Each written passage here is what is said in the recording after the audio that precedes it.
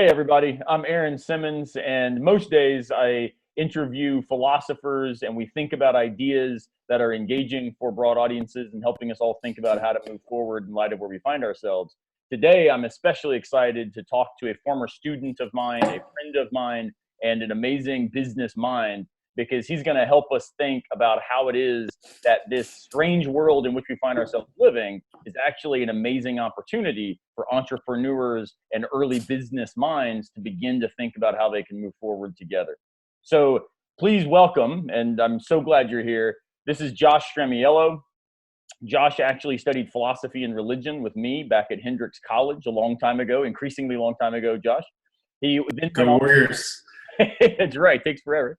He then went on and got his JD and then actually finished, right before he finished law school, despite my to keep him in law school, he actually dropped out right before finishing his JD and went out and founded a app company that was working on restaurant inventory called Broken Box. Since then, he spent the last several years working in software consulting and working in particular with early stage startups and helping them transition as they move up the ladder as an early stage to later stage startups. So Josh, you've done a ton already. I should say he did go back and finish his JD, which made his old professor proud. So glad to have you with us.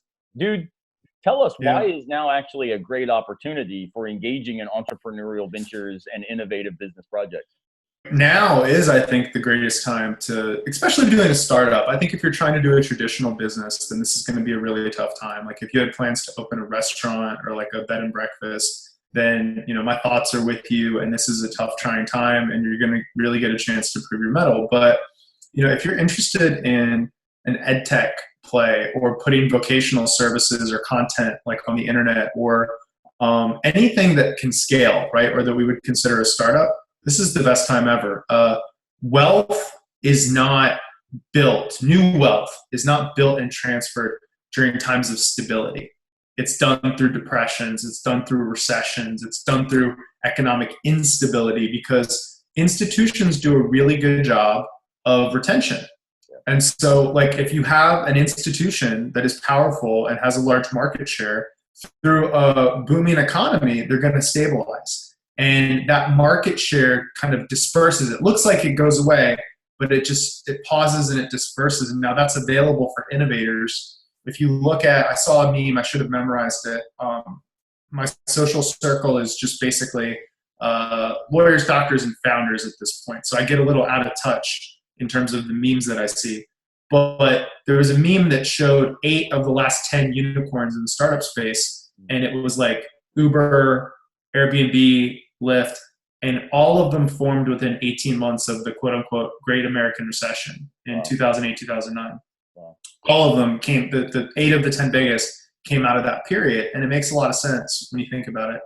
So now more than ever, if you have the spirit of an innovator, if you have the spirit of somebody that, and I love the intersection of philosophy with you, building, right? Not get rich quick, not how am I going to turn this idea into $1 million, but if you have the spirit of how do I build something that adds value to people's lives, there's more of a need for that in the world that we occupy today. One of the things that really jumps out to me about your encouragement and your answer there is the idea of not simply making money, but of building value, of thinking about the startup space and the entrepreneurial space as really asking questions about what is it that the world needs and how then can I take my background, my skill set and apply it to those need sets. So what do you see right now then as the greatest challenges that people who might be invested in building this value, what are the obstacles that they're going to face that you want to warn them against? So, the obstacles, I think the biggest obstacle is going to be fear. Okay. And that is going to be not just fear that you have to overcome personally, but fear from investors, fear from people that would be your teammates and your co-founders and your co-workers, and fear from consumers. Okay. Consumers, more than anything else, and businesses are going to be motivated by a fear and uncertainty. So if you have an idea or a product or a project that relies on optimism and hope, you're going to have a very hard time getting off the ground. Yeah. But if you can find and articulate a specific problem and offer that solution in a way that doesn't require too much hope, right? An example of that would be a very classic Silicon Valley startup model is, we're going to do this thing, it's going to engage with consumer attention, and we'll figure out how to monetize the thing later, right?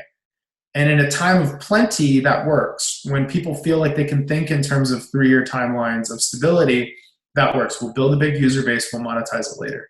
That type of model will not be received well right now. You need to have an immediate value offering or value creation, whether it's to a business or to it's a consumer.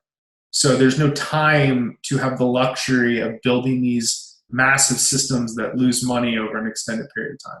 Yeah. And so I think I kind of blended two things into that first part, but I would say the second part of what obstacles are going to have to overcome is actually a strength, and it's a lack of access to capital. And you're going to see the capital markets tighten. You're going to see the angel investor market tighten for, minimum 12 months, could be 2 years, where people are going to be really reticent to take moonshots. And during that time, what I think a lot of people will perceive as a negative is really a positive, because in my experience, I've worked on a lot of projects. I've worked on projects where we had $10 million funding. I've worked on projects where I basically put 20 grand of my own money and some credit cards into getting stuff off the ground. Yep. So I've seen a pretty heavy gamut of early stage. I did the most innovating I've ever done and the most building I've ever done when I did not have a safety net, right? We ended up moving this, in my experience, we ended up moving the slowest and the most inefficiently, the bigger the checks were behind us. So even though it'll be really frustrating, oh man, I can't obtain the financing I thought, look for another way. And we're living in a world where there's more free open source tools, there's more education, there's more collaborative people out there than ever before. So that's kind of my take on that. Yeah. So fear, lack of access to capital, and then you need immediate solutions. One of the things that jumps out to me with that particular intersection, right, is how do we overcome fear? How do we move when we don't have a lot built up, a lot of capital behind us? And how are we able to be adaptable? One of the things, of course, that sounds like to me is, lots of my 20-something former students who are out, scrapping. They've got, they don't have the angel investor networks behind them, but they've got lots of ideas, lots of gusto, lots of sweat equity that they're trying to build up. One of the worries I have sometimes in these risky times is that they also don't think a lot about long-term strategies. So I'd love for you to think a little bit about the way that scalability, that, what might make a lot of sense right now on the ground because of where we find ourselves, the world has kind of collapsed. The ability for them to be adaptive is a strength, but how can they be adaptive, but then also remind themselves that they've got to be able to continue to grow when the world normalizes again afterwards? How is it that they can navigate that kind of nexus of flexibility on the one hand and stability on the other? I don't like the spirit of your question. I feel targeted. I feel targeted. No, I'm kidding. So these are my thoughts. These are not Aaron's thoughts. I will point out that Aaron was right, and that I ultimately, after 2.5 years of just punching myself out, I failed with Broken Box. I gained, a massive network of cool people, all these skills, but financially it was a negative. I sold my house, I sold my small businesses. So I lost 2.5 years of building wealth. I would still do it over again, by the way. So I'll answer, I think there's 2 correct answers, or I'm seeing 2 correct answers, but they're for very different kinds of people, right? You and I think, have very similar thought patterns, but very different emotional attachment to those thought patterns. So I feel like we process things in a very similar way, as many philosophers do, right? And you're better at it than me. But emotionally, at the end, you might go, oh, this thing is risky, right? I have an emotional, obviously you also have a family, so that's different, right? But if you didn't have the family, I think you go, oh, this thing is incredibly risky, and I'm not a person who appreciates risk. I would like to create stability for myself. That is what my attachment is to. I look at it and I go, oh, this thing is risky. I have no emotional reaction to risk. And it's been a negative. Like it's something that I've actually worked through where I need to appreciate risk more because that natural fear response just does not register in my brain. Okay. Mm-hmm. Kind of got off on a tangent, but I want to answer it on point. There are different types of people that the answer is true to, right? There is a type of person that values stability, and there's a type of person that values the accumulation, which is a slow process of stability and wealth. And there's the kind of person that I think is what a founder is, and that person starts from wanting to build and break things, right? You slap them on the wrist with a citation, and the founder goes, I don't care. You tell them that there's no solution to the thing that they're going, and they go, well, I'll have it by the end, right? I was prepared to pay the price of failure, right?